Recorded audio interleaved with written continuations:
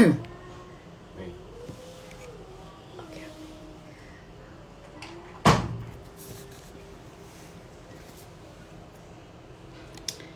halo.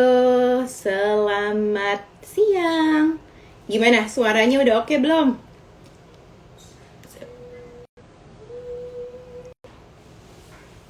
Suaranya sudah oke? Jempol dulu kalau suaranya oke.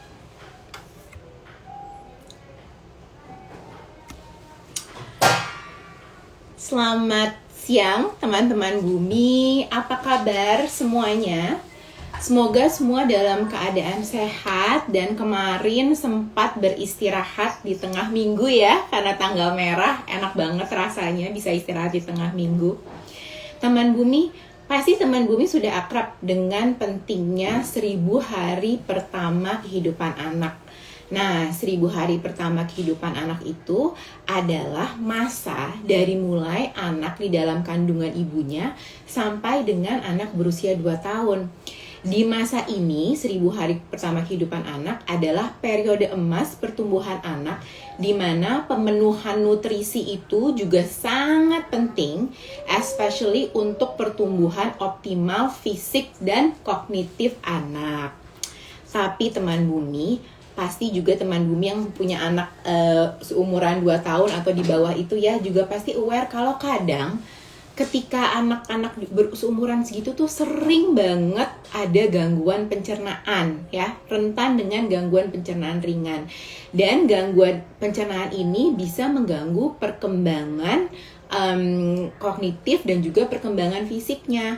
Nah, hari ini, siang ini, kita akan belajar sama dokter cantik yang pasti teman bumi sudah sangat familiar karena sudah sering banget kita IG live dengan beliau, Dr. Aryani Widodo, dokter spesialis anak dengan subspesialis di gastrohepatologi anak, untuk mengetahui bagaimana pentingnya menjaga pencernaan anak agar tetap optimal pertumbuhannya. Dan juga kita akan belajar apa aja sih jenis-jenis protein yang ada di susu dan manfaat protein yang ada di susu untuk tumbuh kembang anak. Nah, sebelum aku mengundang Dr. Aryani, nanti akan ada giveaway New Normal Kit untuk 10 pertanyaan terbaik ya. Jadi jika ada pertanyaan, bisa langsung tanyakan di kolom chat atau kolom question. Yuk, sekarang kita undang Dr. Aryani.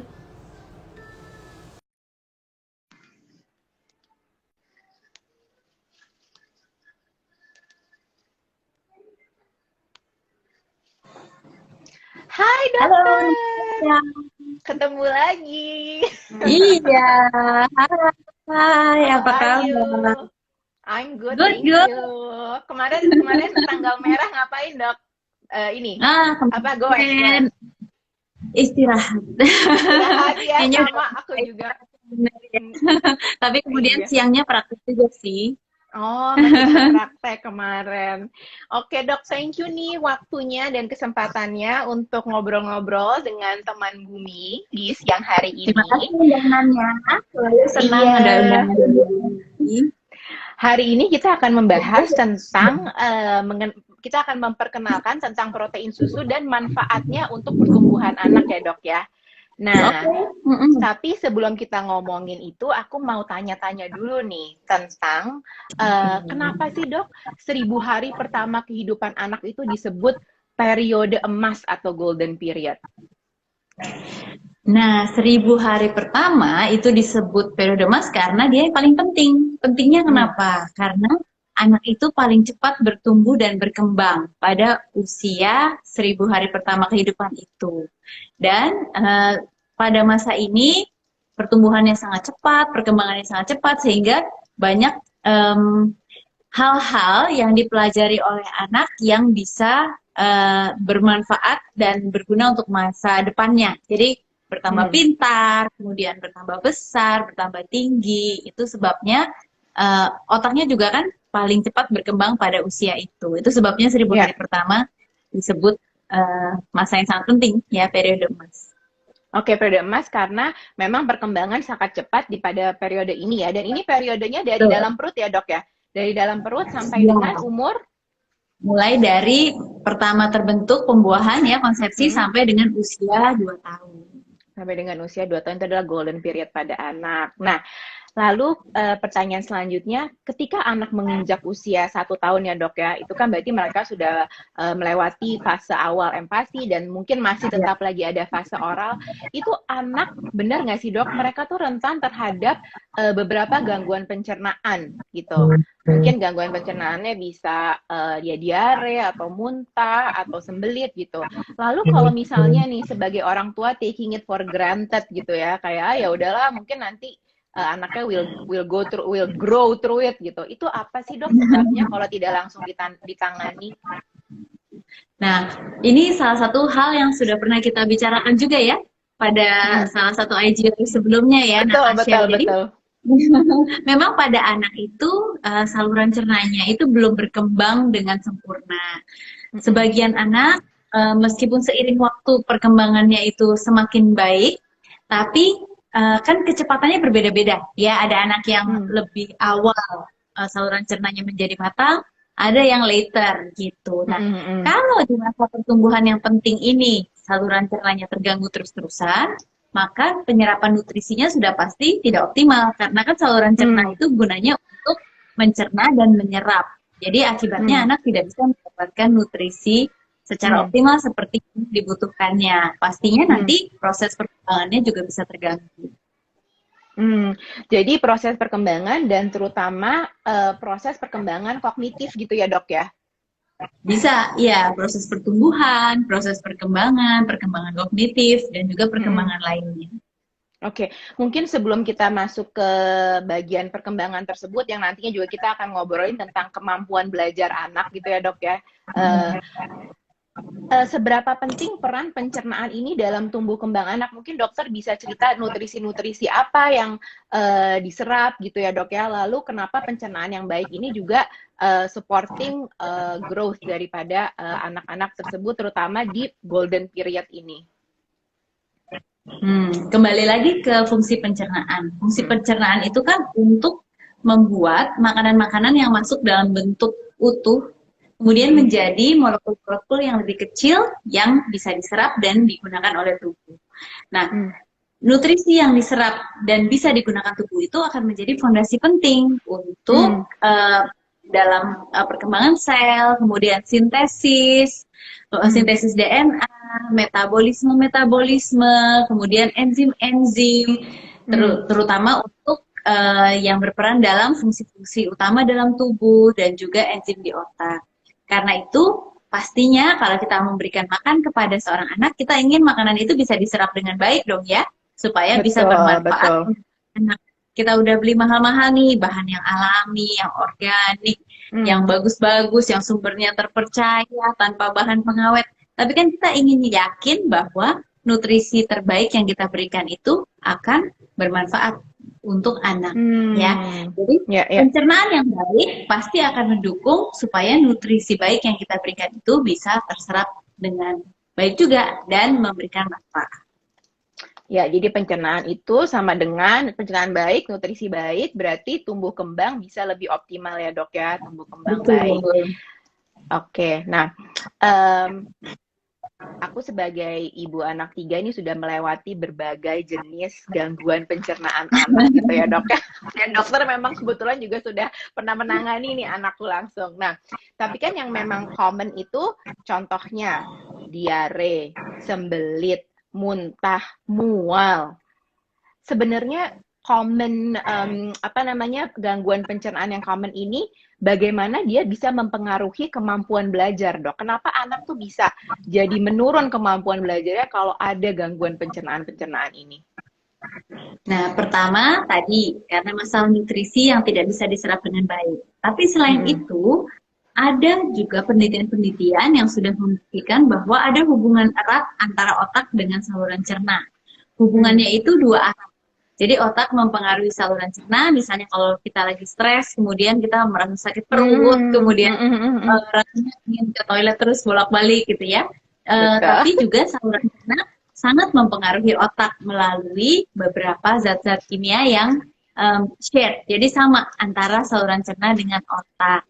Dan Oke. kaitan ini namanya brain axis. Nah, Gut kalau anak brain mengalami axis. gangguan pencernaan, maka otomatis secara umum dia akan mengalami risiko untuk gangguan pertumbuhan, risiko untuk gangguan Hmm. perkembangan, proses belajar pasti juga akan terganggu. Jadi dia mungkin akan lebih susah untuk berkonsentrasi gitu ya, Dok ya? Ya, bisa. Karena Iya, kan iya.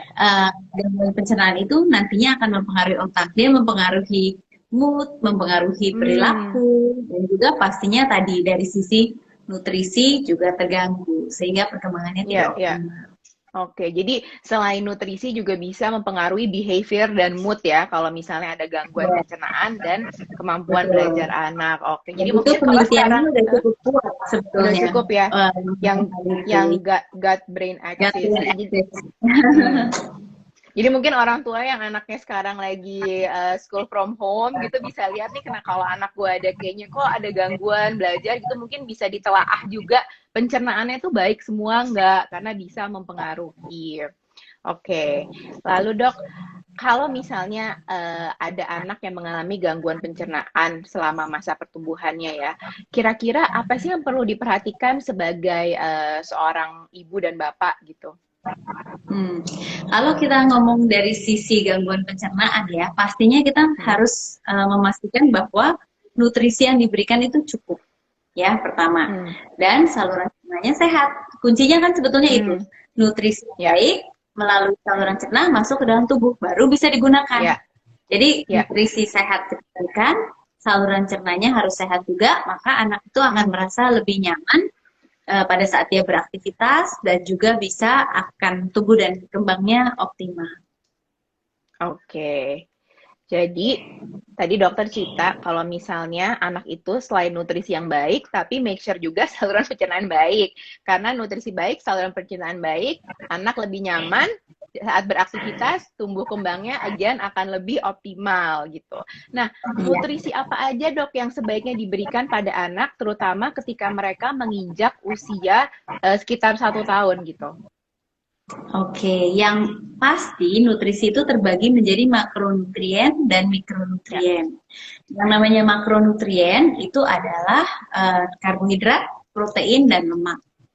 Mikronutrien itu terdiri dari vitamin dan mineral. Nah, asal semua itu terpenuhi dalam jumlah yang cukup, maka itulah kebutuhan yang diperlukan oleh anak. Termasuk Hmm. misalnya seperti seng, omega 3, omega 6 itu semua termasuk dalam kebutuhan pada anak juga. Zat besi omega 3, omega 6. Oke, jadi ada makro dan jadi saya sambil nyatet nih karena sambil belajar juga. Tapi ini Iya, berbeda nggak sih karbohidrat, dok? protein, lemak, vitamin, Karbohidrat. mineral. Gitu. Ini kan untuk yang umur ketika 1 tahun. Ketika mereka beranjak lebih besar gitu, sebenarnya kebutuhannya in terms of makro dan mikronya apakah akan berubah atau lebih berubah di kuantitinya aja dok? Kuantitasnya sebetulnya. Kalau Kuantitasnya, oke. kualitasnya kurang lebih sama. Itu adalah hal-hal yang Oke. diperlukan. Nah, nanti Hmm. masing-masing itu ada perbedaan lagi tuh untuk Hmm. karbohidrat, protein, lemak, dan vitamin mineral. Nanti Hmm. masing-masing kan ada kuantitinya lagi. Nah, itu yang nanti kita perlu perhatikan lebih lanjut, termasuk pada saat kita mengolah makanan untuk anak. Oke. Kalau dalam keseharian anak itu ya, itu kan sebenarnya susu itu adalah salah satu yang memang menjadi pilihan para orang tua untuk memenuhi kebutuhan nutrisi anak ya dok ya. Dari lahir itu kan ya ASI lalu berlanjut gitu pilihan susu lainnya. Tapi memang susu itu benar-benar salah satu asupan kayak wajib orang tua untuk nutrisi anak. Sebaiknya ya dok ya, ketika anak sudah menginjak umur 1 tahun itu susu apa sih yang lebih baik diberikan nih 1 sampai 3 tahun ya. Jadi masa sebelum mereka masuk ke taman kanak-kanak lah gitu. Susu apa yang lebih baik diberikan? Biasanya susu yang diberikan itu pasti susu yang mengandung karbohidrat ya, Mm-mm. protein, kemudian lemak itu sudah pasti. Dan biasanya Mm-mm. kalsium itu juga pasti terkandung di dalam Mm. susu, dan juga ada zat-zat mikronutrien lain yang tadi sudah kita bahas, misalnya Mm-mm. magnesium, kalium, Zat besi. seng, kemudian seng itu zinc ya, zat besi, Zinc. kemudian Mm. vitamin-vitamin, ya misalnya vitamin B. Nah, salah satunya biasanya kalau memang seorang bayi itu antara ASI ya, ASI itu biasanya diberikan sampai Mm. usia 2 tahun, kemudian di luar itu ada yang sudah mulai memberikan susu tambahan juga di luar Ya, makanan. Nah, ya. kemudian itu perlu dikonsumsi anak-anak dengan jumlah yang cukup sebagai pendamping, Mm. tapi ya sebagai pendamping makanan. Mm-mm. Oke. Nah, dalam segi susu, saya pernah dengar ada protein whey, ada juga kasein. Ini lagi belajar nih dok kebetulan nih, protein-protein di susu. Itu maksudnya seperti apa sih dok? Jenis protein yang ini berbeda? Apa itu whey? Apa itu kasein gitu? Mungkin dokter boleh jelaskan sedikit? Iya, jadi di dalam susu itu kan ada protein ya. Tadi kan karbohidrat, protein, lemak ya, yang makronutrien. Mm-mm. Protein itu adalah salah satu zat yang sangat penting untuk pertumbuhan anak. Jadi Mm. biasanya untuk repair ya atau perbaikan pada saat anak itu istirahat atau sakit. Kemudian protein itu juga membantu pertumbuhan. Nah, Mm. biasanya kalau tadi Natasha bilang ada whey, ada kasein, 20% dari seluruh protein itu biasanya whey, kemudian Mm. bagian terbesarnya 80% itu kasein, ya. Kemudian dari yang 80% itu nanti terbagi-bagi lagi. Ada kasein, ada beberapa jenis lah. Ada yang disebut juga beta kasein ya, yang paling umum Mm. kedua. Nah, dari beta kasein itu nanti terbagi lagi. Ada varian A1, Mm. ada varian A2. Jadi Oke. eh, macam-macam deh kualitasnya. Nah, si beta kasein A2 itu yang banyak diteliti akhir-akhir ini. Dia Ya, ya, biasanya ya. berasal dari sapi khusus ya, namanya sapi yang hanya menghasilkan A2. Dan kenapa Oke. dicari? Karena ada banyak penelitian yang mengatakan bahwa si kasein A2 ini, beta kasein A2 ini dia lebih mudah diserap di sistem pencernaan, kemudian lebih apa ya, mengurangi gangguan pencernaan yang ringan gitu ya. Ya, Jadi ya. diharapkan lebih nyaman lah anaknya. Gitu. Proses Oke. belajarnya mudah-mudahan itu lebih optimal. Oke, jadi beta kasein A2 yang terdapat pada susu berasal dari sapi A2, mudah diserap dalam sistem pencernaan ya dok ya, dan mungkin tadi dokter bilang juga mengurangi gangguan pencernaan ringan. Yang which is kalau gangguan pencernaannya tidak ada, anak proses belajarnya jadi lebih lancar gitu. Nah, Diharapkan begitu. diharapkan ya. Ini saya mau tanya dok, kebetulan ini kan ada yang sering disebut-sebut adalah intoleransi pada susu sapi, gitu ya dok ya. Hmm. Nah, apakah jika anaknya itu ada intoleransi dengan susu sapi, bisa memakai susu A2 ini sebagai salah satu opsi? Bisa dicoba, tapi Hmm. begini, ada perbedaan antara alergi dengan intoleransi. Hmm. Jadi, kalau intoleransi itu biasanya intoleransi terhadap karbohidrat. Jadi, Hmm. karena kurangnya enzim laktase, jadi tidak bisa Hmm. mencerna karbohidrat laktosa yang ada di dalam susu. Hmm.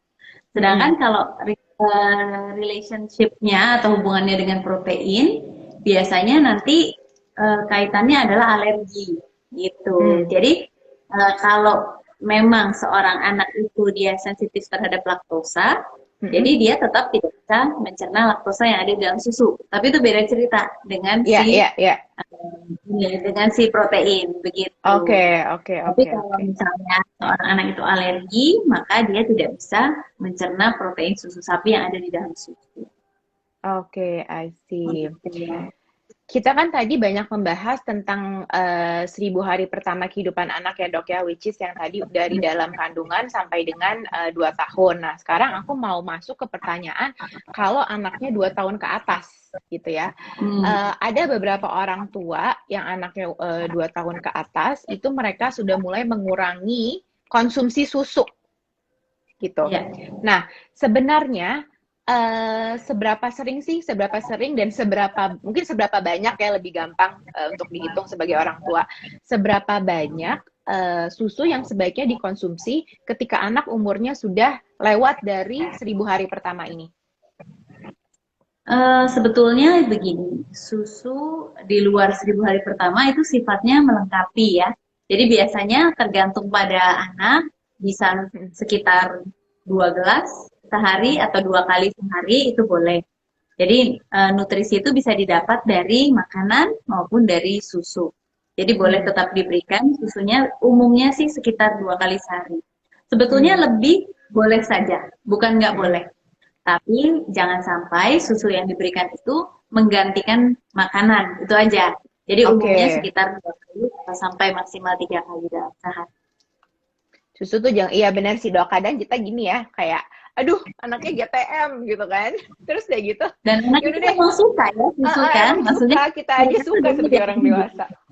Easy gitu. Tapi tetap, jadi susu boleh diberikan misalnya setelah makan, one big meal, kemudian masih mau susu, silakan, nggak ada masalah. Oke. Dan ini boleh sampai besar gini, berkelanjutan kebiasaan baik ini ya Dok ya? 2 sampai 3 gelas sehari ya Dok ya? Jadi hamil minum lagi, ya nggak, Natasha? Iya, waktu minum susu lagi. Iya. Sampai sekarang sih Dok, karena nggak tahu kenapa saya ngerasa moodnya tuh lebih enak kalau ada konsumsi susu gitu. Saya bener yang suka susu juga. Iya, saya juga suka dairy. Iya. Untung saya nggak ada apa tadi intoleransi, jadi bebas gitu. Iya. Betul. Nah, ini udah mulai masuk ke Q&A dari followers ya Dok ya, dari yang kemarin kita sempat kumpulkan sebelum acara, sama yang hari ini juga udah banyak banget pertanyaan nih. Thank you semuanya. Kita coba jawab sampai nanti jam 3.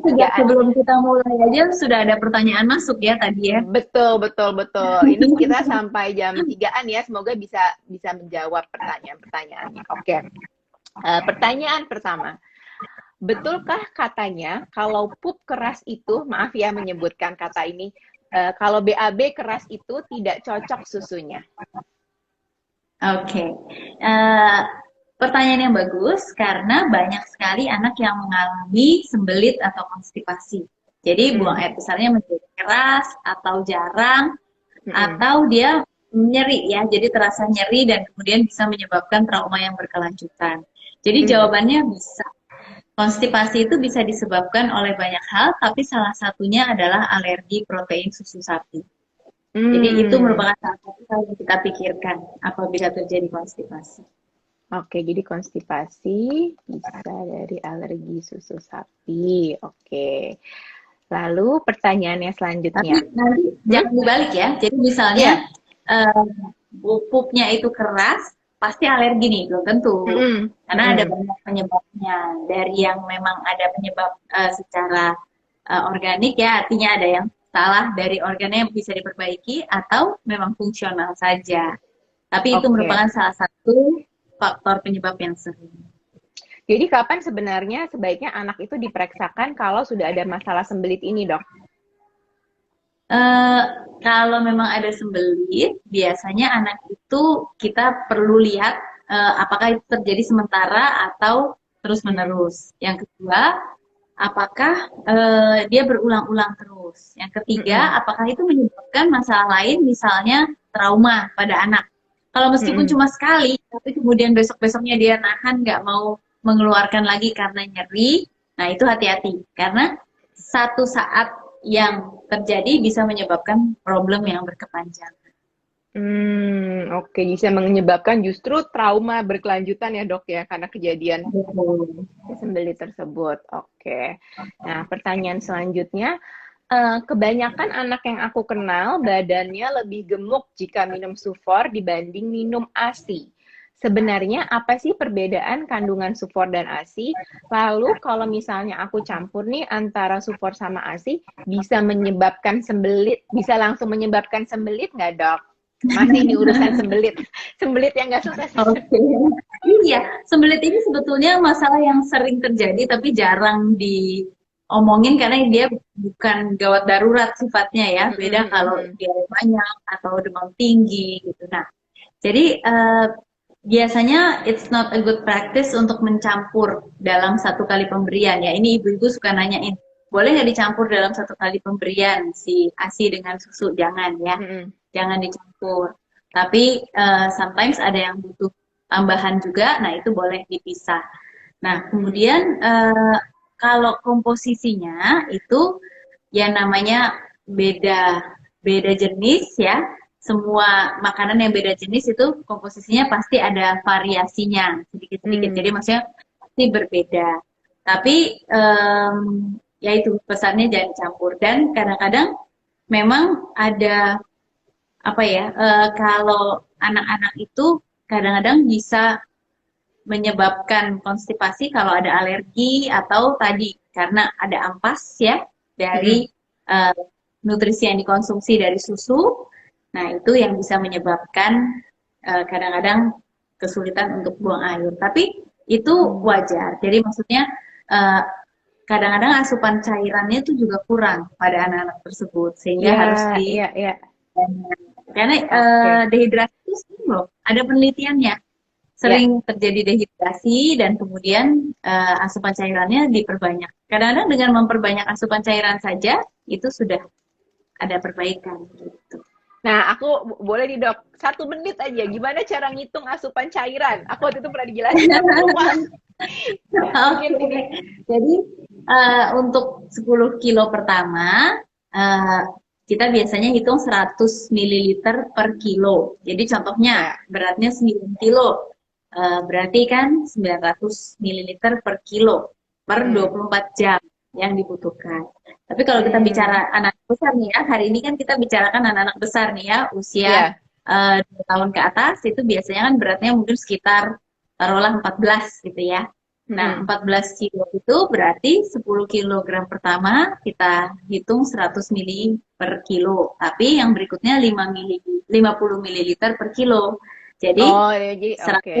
110.000 ditambah 50 kali 4, 200. Jadi Oh, 1.200 oke. per 24 jam. Satu koma. Nah, ini sudah termasuk semua ya dok ya, termasuk air putih, termasuk susu, atau ini air Sebetulnya putih saja? ya, tapi kalau boleh susunya jangan dihitung full karena kan ada bagian cairan, ada yang bagian bukan cairan. Jadi Mm-mm. air yang digunakan untuk membuatnya itulah yang dihitung ke dalam tambah-tambahan itu, jangan total Oke, akhirnya. Jadi oke. misalnya 100 mililiter saja airnya, kemudian atau 80 kemudian ditambah susu yang dihitung si 80 saja gitu. Oke. Nah, sekarang kita berlanjut ke pertanyaan yang paling banyak juga adalah soal A2 gitu. Soal protein susu A2. Nah, pertanyaannya adalah, Dok, apakah semua susu mengandung protein yang sama? Enggak, jawabannya tidak. Jadi susu itu mengandung protein ada dua jenis tadi kita ulang lagi ya, ada whey, ada Mm-mm. casein. Nah, komposisinya bisa berbeda-beda di susu yang berbeda. Tapi biasanya yang normal adalah paling banyak itu kasein. Nah, kasein ini juga ada beberapa jenis. Mm-mm. Kemudian yang sering terkenal, yang paling terkenal lah adalah beta kasein. Nah, beta kasein ini ada yang namanya beta kasein A1 dan A2. Nah, Mm. ada jenis sapi yang menghasilkan hanya beta kasein A2 Mm. gitu. Nah, itulah yang kadang-kadang bisa berbeda. Oke, jadi ada Karena ada yang menghasilkan A1 dan A2, ada yang menghasilkan A2 saja. Oke. Lalu pertanyaan selanjutnya, untuk susu beta kasein A2 ini sebenarnya aman untuk dikonsumsi untuk anak umur berapa dan porsi konsumsinya berapa banyak, Dok? Sebetulnya kurang lebih sama dengan Mm-mm. susu biasa kalau untuk porsi konsumsinya ya. Mm-mm. Dan saya rasa nggak ada batasan usia yang khusus untuk Mm-mm. mengkonsumsinya. Itu hanya dari penelitian, beberapa penelitian sudah menunjukkan bahwa si beta kasein yang tipe A2 ini ternyata lebih Mm-mm. mudah dicerna gitu ya. Terus Mm-mm. dia bisa diserap lebih cepat gitu, gangguan pencernaannya berkurang. Oke. Lalu pertanyaan selanjutnya, kira-kira produk apa saja yang mengandung beta kasein A2 yang dapat ditemukan di pasaran, Dok? Yang saya tahu itu ada UHT, ada Hmm. yogurt, ada Hmm. susu bubuk, ya. Hmm. Jadi produk-produknya sih yang saya tahu itu. Gitu. Oke, oke, oke. Nah, lalu ini ada yang menghubungkan pertanyaannya masih nih nggak berkaitan dengan sembelit, tapi apakah susu A2 tidak menimbulkan sembelit jika dikonsumsi anak setiap hari? Nah, ini susah menjawabnya karena Hmm. tadi itu akan kembali ke masing-masing anak sebetulnya. Hmm. Jadi respon saluran cerna masing-masing anak terhadap jenis-jenis susu itu bisa berbeda-beda. Hmm. Tapi biasanya susu yang lebih mudah diserap dan tidak terlalu cenderung sulit dicerna itu biasanya lebih tidak menimbulkan masalah ke saluran cerna. Tapi nanti Hmm. kembali lagi ke faktor-faktor lain, yaitu misalnya cairannya apakah cukup asupannya, bagaimana dengan seratnya, bagaimana dengan toilet trainingnya, itu semua Hmm. nanti Berpengaruh pada si apa namanya kasus sembelit akan ininya ya. ya, Iya, oke, oke. Nah, gimana cara kita sebagai konsumen untuk mengenali jenis susu A2 yang ada di pasaran? Adakah label tersendiri atau gimana gitu cara kita tahu kalau ini adalah susu A2 gitu? umumnya sih karena itu lebih spesifik ya, maksudnya lebih special grade, biasanya nanti akan ditulis bahwa Hmm, ini adalah susu A2 gitu. oke. Jadi memang Biasanya akan sih ditulis gitu. di labelingnya ya. Oke. Terus pertanyaan lagi, produk susu A2 apa yang disarankan untuk anak yang sedang dalam masa pertumbuhan? Untuk anak yang dalam masa pertumbuhan, jadi dalam Mm-mm. arti 1-2 tahun ke atas ya, Mm-mm. itu eh, terutama yang 2 tahun ke atas, itu ya bisa tiga-tiganya sebetulnya. Yogurt Mm. boleh, susu bubuknya boleh, UHT-nya boleh, dalam bentuk-bentuk Mm-mm. masing-masing sih sebetulnya tidak masalah, tidak kontraindikasi. Oke. Jadi yang terus jadi susu sebenarnya si protein beta kasein A2 ini bisa digabungkan dengan kayak DHA, kolin, omega 36 itu juga bisa mengoptimalkan Iya, benefit dari susu A2 ini ya, Dok ya. bisa. Biasanya Oke. kalau kalau produk-produk sekarang ya, umumnya yang Mm-mm. bagus itu pasti ada tambahannya ya, omega 3 omega 6 Mm-mm, DHA. mm-mm. Oke. Ayo, Mams yang mau bertanya, boleh lagi dikirimkan pertanyaannya. Kita sambil masih menyusun pertanyaan dan kira-kira pemenang pertanyaan terbaik siapa saja. Bentar ya, lagi sambil saya juga baca-baca dulu. Oke. Oke, kalau untuk treatment dalam mengkonsumsi susu A2, Dok, ada nggak sih treatment khusus, misalnya cara membuatnya apakah berbeda atau bagaimana? Sebetulnya tidak ada. Kita mengikuti panduan dari WHO. Jadi kalau membuat susu itu kita panaskan sampai 70 derajat atau lebih. Kemudian baru kita campurkan dan Hmm. didinginkan lagi sampai dengan biasanya 40 derajat ya Hmm. untuk bisa dikonsumsi di bawah 40 derajat. Hmm. Tapi jangan lupa cobakan dulu lagi ya di Hmm. tangan apakah masih terlalu panas atau tidak. Hmm. Dan higiene jangan lupa sekarang lagi musim mencret nih. Anak-anak pada Hmm. datang Hmm. dengan mencret, jadi hati-hati. Dan Hmm. selain itu kita harus juga selalu memperhatikan cues dari anak. Seringkali Hmm. kita satu arah. Jadi kita memberikan makanan itu, makanan atau susu itu pokoknya porsinya segini harus habis gitu. Sedangkan bayi-bayi itu sebetulnya mereka bisa memberikan cues dan itu kita harus perhatikan kalau dia udah kenyang atau dia sudah ngantuk, nggak mau lagi, itu namanya responsive feeding. Makanya harus kita perhatikan. Oke, oke, oke. Responsive feeding ya.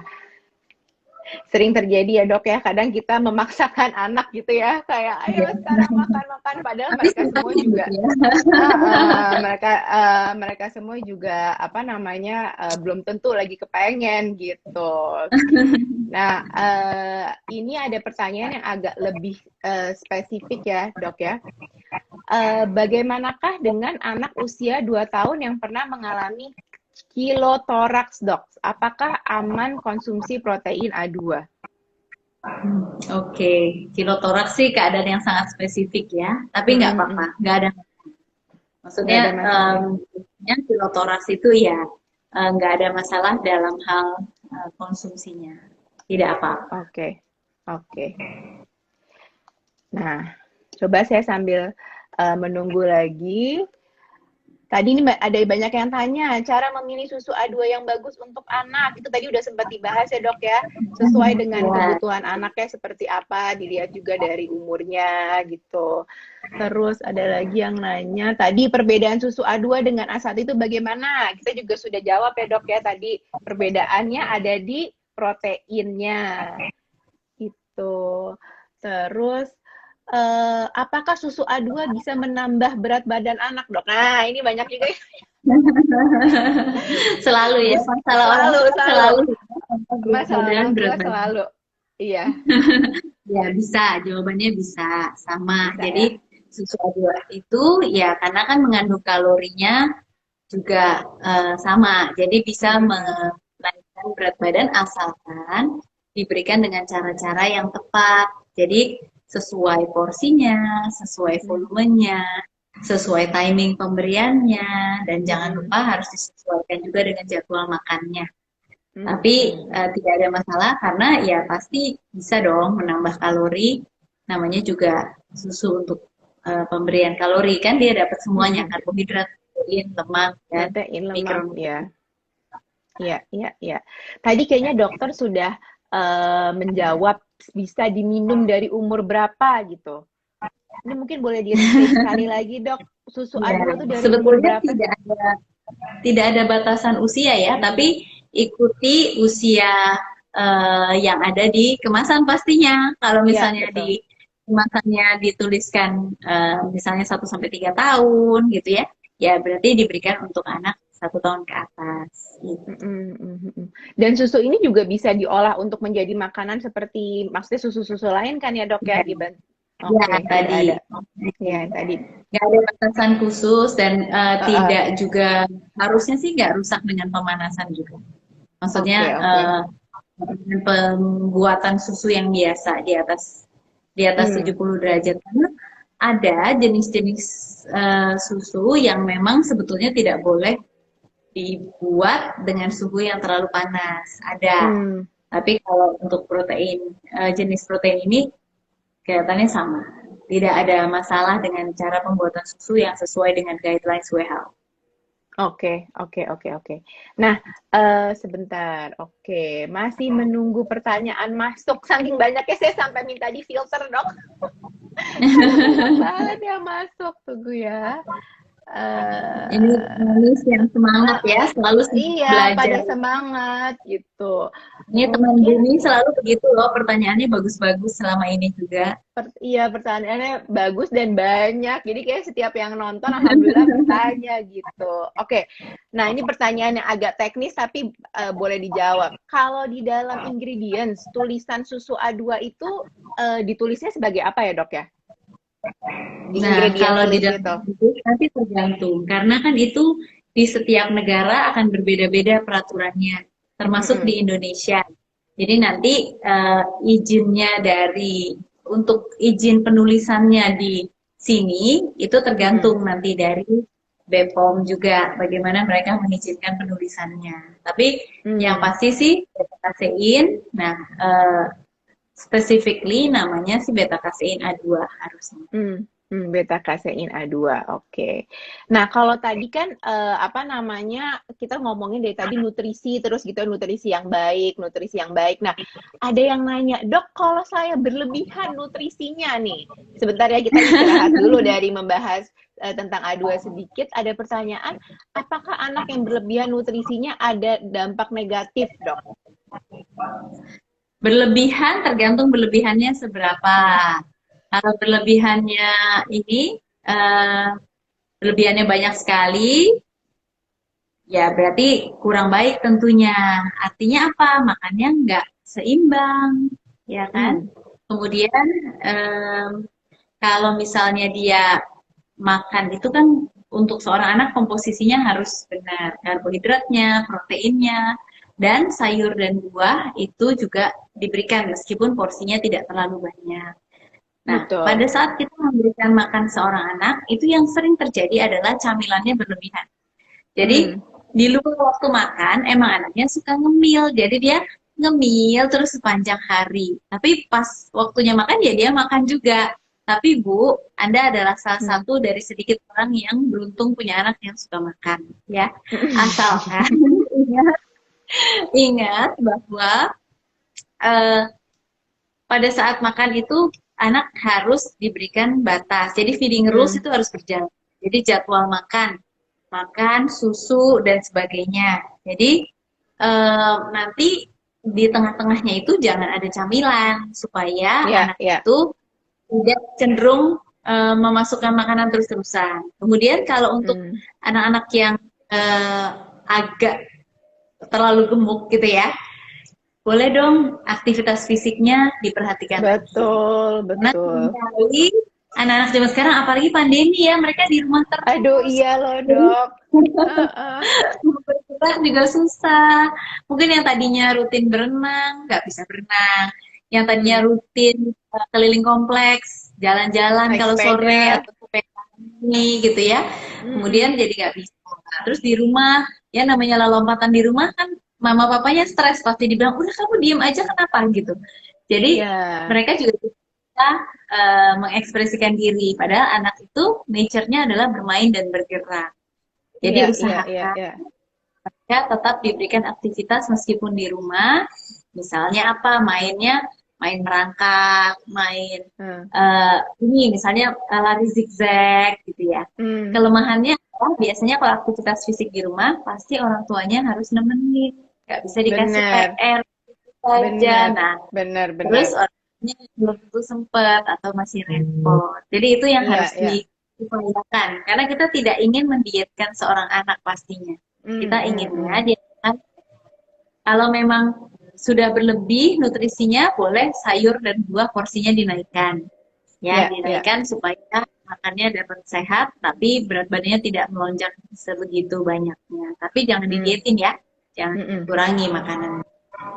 Ya, itu saya setuju sekali sih, Dok. Kayaknya anak-anak tuh selama pandemi ini bener-bener saya lebih sering belanja cemilan dibanding apa sebelum pandemi. Tapi akhirnya ya karena saya juga terbiasa, mungkin kayak dokter Ari juga kan rajin naik sepeda gitu. Tapi kalau saya rajinnya apa jalan gitu. Jadi ya akhirnya mereka mau nggak mau saya suruh jalan gitu. Karena kalau nggak bener sih bisa Nemenin ya. bisa bisa bertambah berat badannya, tapi tidak ada aktivitas fisik itu kan juga again bisa berpengaruh ke Iya. tumbuh kembang dan apalagi Dan juga konsentrasi ada ini belajar. ya, apa by nature tuh masyarakat kita kayaknya ibunya tuh berhasil gitu kalau Hmm. anak-anaknya gembrot gitu kayaknya, Mm, aduh lucu mm, mm, mm. banget, gembil-gembil gitu ya. Padahal kalau dia jauh di atas berat idealnya itu juga ada banyak hal yang bisa berbahaya dan Mm. terutama yang paling berbahaya itu sebetulnya adalah habit pola makan yang bisa terbawa sampai besar. Sampai besar nanti, iya. Itu bisa jadi pembahasan selanjutnya ya dok ya, tentang healthy habits di awal. Ini ada yang bilang, saya rajinnya rebahan dok, nonton drakor. Sama, saya juga suka rebahan Eh, nonton kalau gitu drakor. rebahannya boleh sambil ini dong ya, boleh sambil kakinya naik ke atas gitu Iya, ya. bener-bener. Sambil, sambil plank gitu ya. Iya, iya, side plank gitu ya. Ya, Perbincangannya jadi seru nih. Oke. Nah, ini ada tadi kan kita sempat touch sedikit tentang intoleransi dan alergi, Dok. Ini ada yang bertanya, Dok, apakah anak yang alergi ringan dengan susu sapi bisa mengkonsumsi susu A2 ini? Nah, jadi untuk yang itu sebetulnya Hmm. susu ini bukan susu alergi harusnya kalau untuk Hmm. yang beta kasein A1 A2 itu beda beda apa ya? Beda pembahasan, beda fungsi. Karena Hmm. kalau ini adalah protein susu sapi. Seorang anak yang Hmm. alergi terhadap protein susu sapi, ya otomatis tidak bisa mengkonsumsi protein susu sapi. Tapi kalau Hmm. dia tidak alergi terhadap protein susu sapi, ya berarti bisa gitu. Jadi Hmm. ini Hmm. Hmm. ceritanya lain. Karena si beta kasein A2 ini termasuk protein susu sapi. Jadi kalau sampai Hmm. alergi, jangan. Sama kayak kita minum obat A, minum obat B, kalau alergi ya jangan diminum obatnya. Nah, Oke, berarti oke. untuk yang alergi jangan. Tapi kalau untuk anak yang tidak alergi bisa. Oke, jadi kalau memang emang ada alergi susu sapi itu meskipun sapinya A2 atau yang lainnya juga tidak disarankan ya, Dok ya. Selama itu Harus termasuk dihindari ya. dalam klasifikasi protein, itu yang Mm-mm. harus dihindari. Karena kan alerginya terhadap protein. Iya, Gitu. betul, Jadi betul, tanpa betul. memandang whey, kasein, A1, A2, itu tanpa memandang itu, yang jelas seluruh jenis protein susu sapi kita hindari. Dan Iya, iya, turunannya iya. ya, Iya, es iya. krim, mentega, pokoknya yang enak-enak. Sedih. Yang Iya sedih. gitu. Saya Tapi kalau sedih tidak banget tuh kalau alergi, nggak bisa. Iya, kalau iya, tidak iya, alergi, iya. Iya, mengkonsumsi iya. protein susu sapi. Oke, oke. Dan itu akan ini nggak sih, Dok? Akan hilang nggak sih sebenarnya nih kealergian ini ketika anaknya bertumbuh besar atau ya berapa Iya, persen tetap akan sebetulnya ada? kalau alergi susu sapi itu lebih ke arah saluran cerna yang belum matang. Hmm. Biasanya seiring dengan bertambahnya usia, maka Mm-mm. saluran cernanya akan lebih matang. Sekitar 70% di atas usia 1 tahun itu sudah tidak alergi lagi. Yang tadinya alergi sudah tidak lagi. Dan Hmm. sisanya kita sampai dengan usia sekitar 3 tahun. 90% sampai usia, maksudnya 90% sudah tidak lagi di usia 3 tahun. Tapi Oh, oke, oke, oke. jadi 90% sudah bisa ditunggu. Bisa Mm-mm. ditunggu. Oke, oke. Dan mungkin ketika apa sudah mulai terlihat pengurangan alergi bisa dicoba lagi ya, Dok ya, untuk Ya, di atas mengkonsumsi usia 1 tahun biasanya. di atas usia 1 tahun gitu. Oke, ini nggak kerasa sudah hampir 1 jam kita Iya ya. berbincang-bincang. Iya, berbicara dari mulai 1000 hari pertama perkembangan anak ya, Dok ya.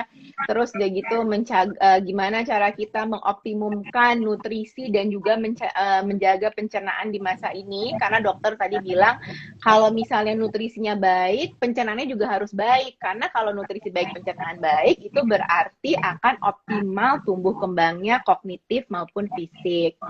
Terus udah gitu, Betul. tadi dokter juga cerita tentang ada beberapa masalah pencernaan yang dapat mengganggu kemampuan anak belajar ya. Karena ya nggak usah anak-anak, kita aja yang orang dewasa ketika merasakan let's say kayak ada mual atau ada sembelit atau malah perutnya lagi sering banget ke belakang gitu ya, diare sedikit aja udah nggak bisa kerja gitu ya, Dok ya. Apalagi anak-anak gimana dia bisa konsentrasi pas belajar. Jadi memang penting sekali untuk kita menjaga apa namanya kesehatan dari pencernaan anak.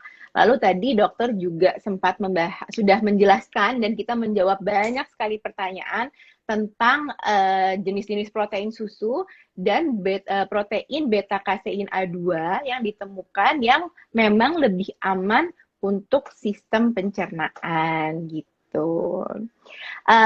Sebentar lagi setelah IG Live ini dari Bumi akan menaikkan pemenang-pemenang yang menjawab, yang bertanya dengan pertanyaan paling baik ya, nanti akan dihubungi oleh adminnya Bumi.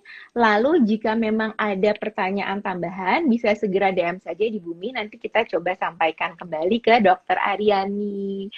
Dokter, sehat-sehat selalu ya, Dok. Thank you, senang Iya. banget. Terima kasih undangannya. Sorry Triminik suaranya kok tiba-tiba mengecil sebentar. Halo, halo,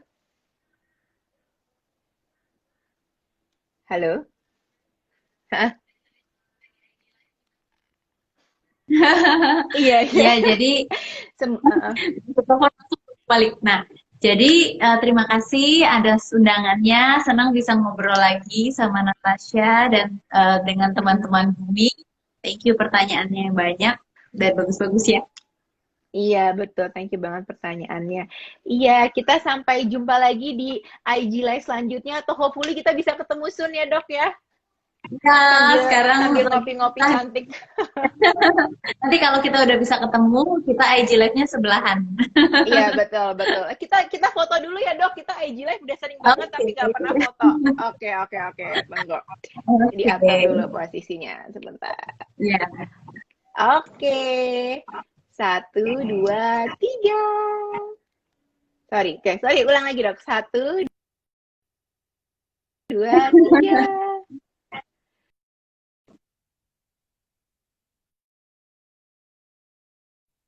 Thank you ya, Dokter Bisa. Ari. Salam buat keluarga. Ya, Bisa, bisa. terima kasih. Pamit Oke. dulu ya. Ya, thank Bye-bye, you teman Bu. semua yang sudah menonton acara ini. Semoga Bye. bermanfaat. Bye-bye. Thank you.